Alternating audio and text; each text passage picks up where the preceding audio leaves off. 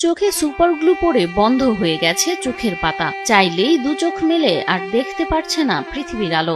সাবিনা আমার লাগাইছে। কি লাগাইছে? Super glue. কোথায়? এক চোখ দিয়েই কোনো মতে পৃথিবীর আলো দেখছে মায়ের এ ছোট্ট সোনা। যেখানে ইচ্ছে করেই এক চোখ বন্ধ করে রাখা দায়, সেখানে দুর্ঘটনায় বহুদিন ধরে এক চোখ বন্ধ হয়ে আছে তার।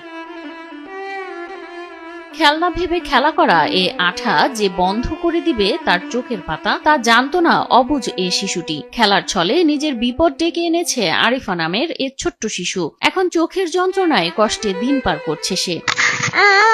সমস্যা যে বয়সে তার স্কুলে যাওয়ার কথা, বন্ধুদের সঙ্গে খেলা করার কথা, সে বয়সে ভালো মতো চোখ খুলে পৃথিবীর আলো দেখতে পারছে না আরিফা। চোখে তীব্র যন্ত্রণা আর মুখে শুধু কষ্টের ছাপ। এ যেন আরিফার শৈশব থেমে যাওয়ার গল্প।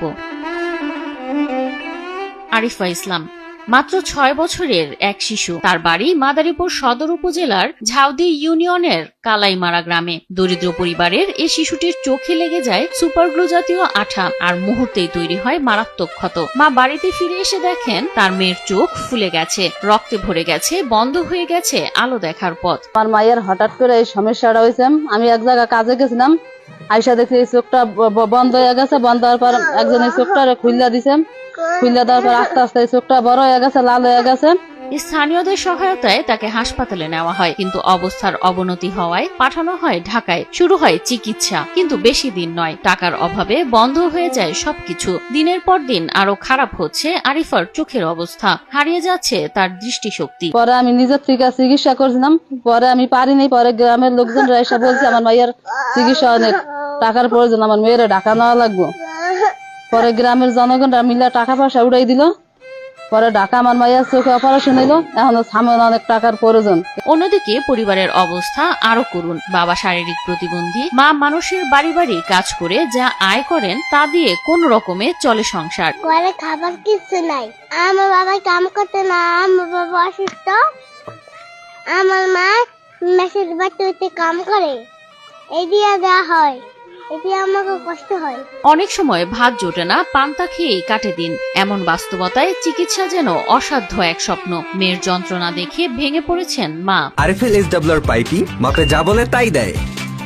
RFL SWR pipe and fittings. আমার স্বামী শারীরিক সমস্যা ও প্রতিবন্ধী, ঘরে কামাই রোজগার নাই, আমি কাজ করে তার খাওয়াই। মাইসে জিয়াদা হে দিয়ে আমি চলি, এরপরে আমি বাঁচি।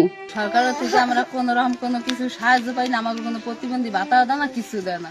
কারণ সরকার তো মালায় আমরা কিছুই পাই না। আমাকে গ্রামের মানুষের জিয়াদা হে দিয়ে আমরা তা চলি। তাদের এ আর্তনাদ শুধু একটি পরিবারের নয়, এটি আমাদের সমাজের প্রতিচ্ছবি। স্থানীয়রা এগিয়ে এসেছেন, প্রাথমিক সহায়তা দিয়েছেন, প্রশাসনের পক্ষ থেকেও সহযোগিতার আশ্বাস দিয়েছেন উপজেলা নির্বাহী কর্মকর্তা ওয়াদিয়া সাবাব। আসলে আপনাদের কাছ থেকেই এই বিষয়টা শুনলাম। আমি দেখি যে বাচ্চাটার প্রাথমিক চিকিৎসার আগে কি ব্যবস্থা করা যায়, তার সুস্থতা নিশ্চিত করা হচ্ছে প্রথম দায়িত্ব। তারপরে আমরা কিভাবে তার এই ধরনের বিষয়গুলো থেকে সে কিভাবে ওভারকাম করতে পারে, কিংবা তার পারিবারিক সচ্ছলতা আছে কিনা সেটা আমরা দেখব। এবং আমরা উপজেলা প্রশাসন সবসময় এই ধরনের মানুষের পাশে আছে। কিন্তু প্রয়োজন আরো বড় সহায়তা। হয়তো আপনার সামান্য সহযোগিতাই ফিরিয়ে দিতে পারে একটি শিশুর চোখের আলো, ফিরিয়ে দিতে পারে তার হারিয়ে যাওয়া শৈশব।